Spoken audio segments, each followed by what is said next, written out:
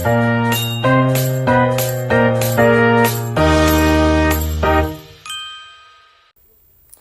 semuanya, jadi di video kali ini aku bakal ngejelasin materi akuntansi manajemen mengenai peran, sejarah, dan arah barunya.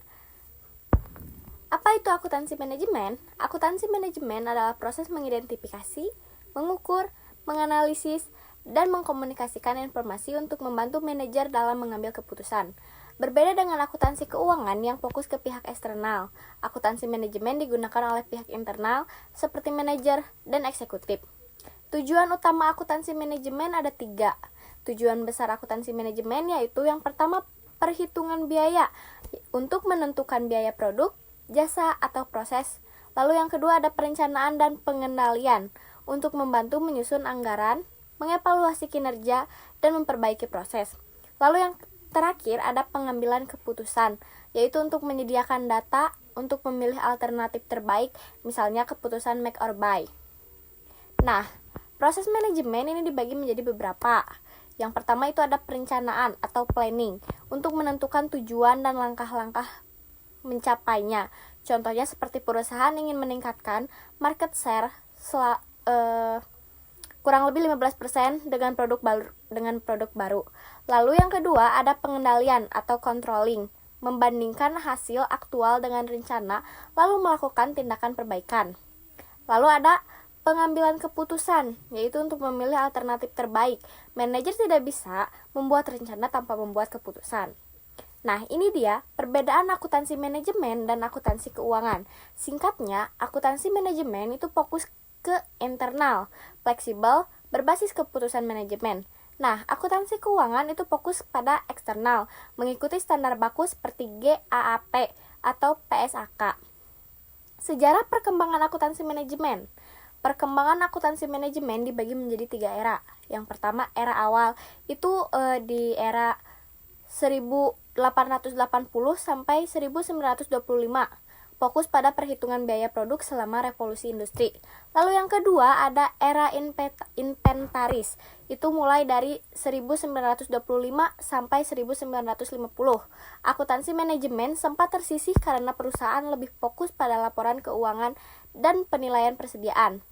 Lalu yang terakhir ada era modern, itu dari 1980 sampai sekarang. Akuntansi manajemen bangkit kembali karena persaingan global. Muncul metode baru seperti activity based costing atau ABC dan strategic cost management. Nah, tren dan arah baru akuntansi manajemen, beberapa tren baru dalam dunia akuntansi manajemen yaitu seperti activity based costing atau ABC, membebankan biaya berdasarkan aktivitas sehingga lebih akurat. Lalu value chain, menganalisis setiap aktivitas dari bahan baku sampai distribusi untuk menciptakan nilai yang lebih tinggi. Lalu ada total quality management, fokus pada perbaikan terus-menerus dengan konsep zero device, kompetisi berbasis waktu. Perusahaan yang lebih cepat merespon pasar akan menang. Peran e-bisnis teknologi digital, membantu menurunkan biaya dan memperluas pasar. Nah, ini untuk peran akuntan manajemen dalam organisasi.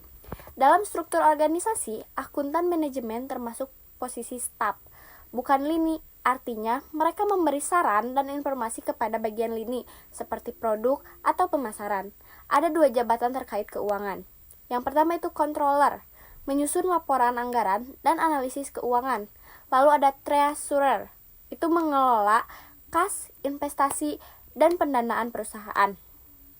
Untuk etika profesi akuntansi manajemen, yaitu untuk menjaga kepercayaan akuntan, manajemen wajib mengikuti standar etika dari IMA yang terdiri dari 4 prinsip. Yang pertama, kompetensi, bekerja sesuai keahlian dan standar profesional. Lalu yang kedua ada kerahasiaan, menjaga informasi internal perusahaan. Yang ketiga ada integritas, menghindari konflik perhitungan dan perilaku tidak etis. Lalu ada objektivitas, menyajikan informasi secara jujur dan tidak biasa. Nah, ini juga ada sertifikasi profesional. Beberapa sertifikasi manajemen antara lain CMA atau Creative Management Accountant.